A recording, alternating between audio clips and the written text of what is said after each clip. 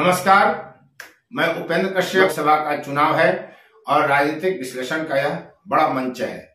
हम आज बात कर रहे हैं रोहिणी आचार्य की। वे फिर सुर्खियों में है। जी हाँ, डॉक्टर रोहिणी आचार्य लालू प्रसाद यादव की पुत्री, लालू प्रसाद यादव यानी राजद के सुप्रीमो। पूरे देश में भाजपा के शीर्ष नेतृत्व द्वारा परिवारवाद, वंशवाद का मुद्दा उठाया जा रहा है। राजनीति में परिवारवाद से क्या क्या नुकसान हो रहा है, यह स्वयं नरेंद्र मोदी द्वारा बताया जा रहा है। प्रधानमंत्री के चुनावी एजेंडे में शुरू से ही वर्ष 2014 में जब से वे राजनीति में, केंद्रीय राजनीति में आए, तब से वे परिवारवाद पर चोट कर रहे हैं। लेकिन परिवारवाद खत्म होने का नाम नहीं ले रहा। भाजपा को छोड़ दें तो बाकी जो भी गैर भाजपाई दल हैं, जहां परिवारवादी लोग आज पार्टी में शीर्ष पर हैं, बिना पद के भी शीर्ष पर राहुल गांधी जैसे हैं, वैसे चाहे सपा हो, चाहे राजद हो या दक्षिण की कई पार्टियां हों, तमाम पार्टियों में परिवारवाद जहां हावी है, वे दल भाजपा के परिवारवाद पर भी प्रश्न उठाते हैं। दोनों के परिवारवाद को बहुत बड़ी आबादी ऐसी है जो अलग अलग करके देखती है। यानी एक परिवारवाद तो राहुल गांधी और तेजस्वी यादव और अखिलेश यादव का है, जहां सीधे ही शीर्ष पर आप जन्मना होने के कारण बैठ जाते हैं। जैसे राजा के पेट से, रानी के पेट से जो निकला वो राजा ही होगा।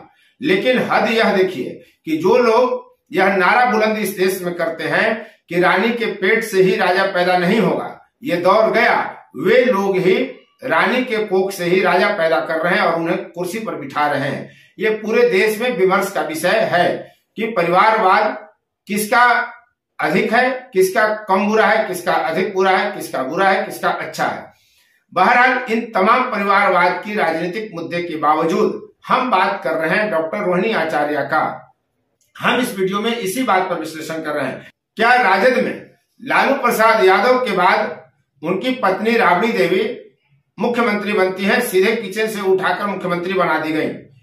ये एक परिवारवाद का नमूना उदाहरण है। ठीक वैसे ही जैसे राजस्थान में किचन से उठाकर गोलमा देवी को मंत्री बना दिया गया था। उसके बाद उनकी बड़ी बेटी मीसा भारती संसद की शोभा बढ़ा चुकी हैं। वो तीसरा स्थान है इस परिवार में। चौथे स्थान पर तेज प्रताप यादव है जो राजनीति में आए। तेजस्वी यादव हैं, उप मुख्यमंत्री बने, दोनों पुत्र उनके मंत्री रहे हैं। अब रोहिणी आचार्य का भी नंबर है जो इस राजनीतिक परिवार की छठी सदस्य होंगी अगर राजनीति में आती हैं। हम क्यों कह रहे हैं कि वो राजनीति में आने वाली हैं? आपको याद होगा कि फोर्थ न्यूज पर हमने उनका एक इंटरव्यू भी चलाया था जब वे अपने ससुराल बिहार के औरंगाबाद जिला के हिच्छन बिघा गांव में आई थी अपने ससुर के श्राद्ध बरसी पर, और तब उन्होंने कहा था कि राजनीति में आने में उनकी कोई रुचि नहीं है। लेकिन याद करिए कि जब जन विश्वास यात्रा पटना में होता है और तेजस्वी यादव समेत तमाम राजनीतिक दल के नेता वहां मौजूद रहते हैं, तो वहां पर लालू प्रसाद अपने संबोधन के समय रोहिणी आचार्य के बारे में कहते हैं कि देखिए, यही मेरी बेटी है रोहिणी आचार्य है जिसने किडनी दी है और मेरा जीवन बच सका।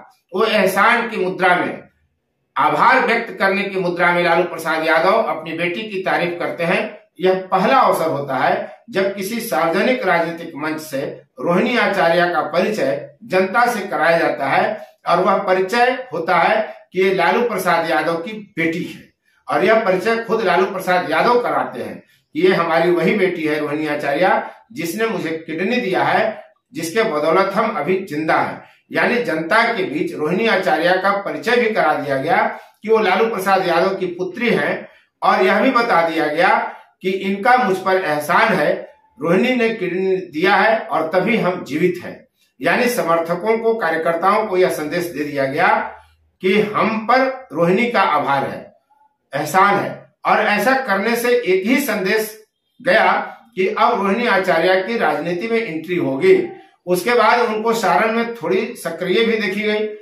दूसरी तरफ एक्स पोस्ट पर आते हैं लालू प्रसाद राबड़ी देवी के सबसे निकटस्थ जो एमएलसी हैं सुनील कुमार सिंह, बिस्कोमान के अध्यक्ष रह चुके हैं, और वे कहते हैं कि पिता के प्रति अगाध प्रेम, श्रद्धा एवं समर्पण की प्रतिमूर्ति हैं डॉक्टर रोहिणी आचार्य। ये उनके शब्द हैं सुनील कुमार सिंह के। सारण प्रमंडल के समस्त कार्यकर्ताओं की हार्दिक इच्छा है कि डॉक्टर रोहिणी आचार्य को सारण लोकसभा सीट से राष्ट्रीय जनता दल का प्रत्याशी घोषित किया जाए। यह मान लिया गया कि सुनील कुमार सिंह ने जो कहा वो लालू राबड़ी के विचारों को व्यक्त किया गया है, यानी सुनील कुमार सिंह काफी करीब हैं और यह माना जाता है कि वो जो कहते हैं वो लालू राबड़ी की इच्छा को ही शब्द देते हैं, अभिव्यक्त करते हैं। तो ऐसे में यह तय माना जा रहा है कि रोहिणी आचार्य अब चुनाव लड़ेंगे। कई और पोस्ट आते हैं राजद की तरफ से कि रोहिणी आचार्य को सारण का प्रत्याशी बनाया जाए। महत्वपूर्ण यहाँ यह है कि रोहिणी आचार्य का ससुराल काराकाट लोकसभा क्षेत्र में पड़ता है, हिच्छन विघा, जो औरंगाबाद जिला का ओबरा विधानसभा क्षेत्र का हिस्सा है। और वह जब यहां आती हैं तो जनता से, एक तरह से कहिए कि जनता उनके पास नहीं जाती। जो राजद के कार्यकर्ता हैं, नेता हैं, वो कुछ हद तक जाते हैं, लेकिन तब भी गाहे बगाहे यह चर्चा होती रही है कि क्या काराकाट लोकसभा क्षेत्र से या ओबरा विधानसभा क्षेत्र से रोहिणी आचार्य चुनाव लड़ेंगे। जब यह बात की जा रही थी तब ये कहने वाले राजद के नेता आकर कहते थे कि रोहिणी को किसी से टिकट मांगने की जरूरत है क्या, रोहिणी अगर चाह ले तो क्या उनको टिकट नहीं मिलेगी। लेकिन भाई मेरे, यह लोकतंत्र है, यहाँ कुछ तो लोक लाज है। कोई नेता कहाँ कह पाता है कि हम चुनाव यहां से लड़ेंगे, यह तय है। पार्टी पर डाला जाता है। अब पार्टी के तरफ से ही सुनील कुमार सिंह आकर कहते हैं कि सारण की जनता की हार्दिक इच्छा है कि रोहिणी आचार्य सारण लोकसभा सीट से प्रत्याशी राजद की घोषित की जाए ताकि वो चुनाव लड़े और लोकसभा में पहुंच सके। तो पटना में जो आयोजित हुआ था जन विश्वास रैली, वहां जिस तरह से लालू प्रसाद यादव ने रोहिणी आचार्य को परिचित कराया और फिर जिस तरह से सुनील कुमार सिंह आते हैं, एक्स पोस्ट पर डालते हैं, फिर कई पोस्ट आते हैं, वो सारण में सक्रिय देखी जा रही हैं। इससे अनुमान यही लगाया जा रहा है कि रोहिणी आचार्य का अब चुनाव लड़ना तय है। लोकसभा पहुंचेंगी कि नहीं पहुंचेंगी यह तो जनता के हाथ में है, यह तो वक्त बताएगा, लेकिन चुनाव लड़ना उनका लगभग तय माना जा रहा है।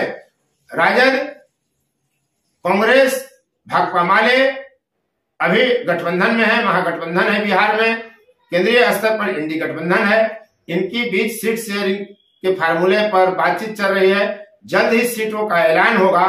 तो क्या राजद, कांग्रेस के नेता जब सीटों का ऐलान करेंगे, प्रत्याशियों का ऐलान करेंगे, तो क्या रोहिणी आचार्य का भी नाम उसमें शामिल होगा? लालू राबड़ी परिवार की छठी सदस्य का नाम उस सूची में शामिल होगा जिसमें टिकटार्थियों के नाम होंगे और वे लोकसभा चुनाव लड़ेंगे। वक्त बताएगा कि क्या होगा, लेकिन हमारी नजर इस पर है। और फोर्थ व्यूज ने कई बार यह कहा है कि अंततः रोहिणी आचार्य राजनीति में आएंगे, जिस तरह से उनकी सक्रियता देखते बनती है। यहां ध्यान रखने की बात यह है कि जब भी नीतीश से टकराव हुआ, यहां तक कि नीतीश के साथ सत्ता के साझेदार जब राजद थे, तेजस्वी उप मुख्यमंत्री थे, तब भी रोहिणी आचार्य एक्स पोस्ट पर, जिसका पूर्व में नाम ट्विटर है, उस पर एक्टिव रहे और लगातार तुकबंदी करती रहे, राजनीतिक बयानबाजियां करती रहे, नीतीश कुमार को नीचा दिखाती रहे और अपने भाई तेजस्वी यादव को जन आकांक्षाओं को पूरा करते दिखाने वाली, जन आकांक्षाओं पर खरा उतरने वाला दिखाने में वो व्यस्त रहे। उनके तमाम कमेंट तेजस्वी के पक्ष में रहे और नीतीश कुमार के खिलाफ रहे। भाजपा पर भी वो चोट लगातार करती हैं। तो एक तरह से रोहिणी आचार्य एक्स पोस्ट से सक्रिय होती हैं। ससुराल जब आती है तो फुर्सत को कहती है कि राजनीति में आने की रुचि नहीं है, लेकिन अगर जब जनता कहेगी तो देखा जाएगा। अब जनता तो कह नहीं रही, पार्टी कार्यकर्ता की इच्छा है, यह उनके नजदीकी सुनील कुमार सिंह बता रहे हैं। तो निश्चित रूप से रोहिणी आचार्य ने यह संकेत दिया था, यह कहकर कि जनता चाहेगी तो हम देखेंगे। तो अब जनता के इस बहाने को, सुनील कुमार सिंह के बहाने जनता की अभिव्यक्ति की जा रही है और अब माना यही जा रहा है कि रोहिणी आचार्य चुनाव निश्चित रूप से लड़ेंगे। तो लालू राबड़ी परंपरा में छठे सदस्य का स्वागत करने के लिए बिहार की जनता तैयार है। उन्हें लोकसभा पहुंचाने में राजद के कार्यकर्ता जी जान लगा देंगे। स्वाभाविक है कि लालू की बेटी है तो ताकतवर ही होंगी, तेजस्वी की बहन है तो ताकतवर ही होंगी।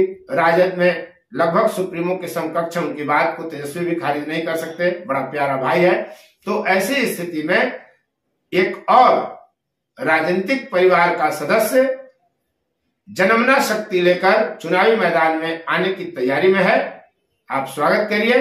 परिवारवाद का मुद्दा अपनी जगह है। फिलहाल रोहिणी आचार्य की राजनीति में एंट्री होती दिख रही है, तो देखिए कि आगे क्या होता है।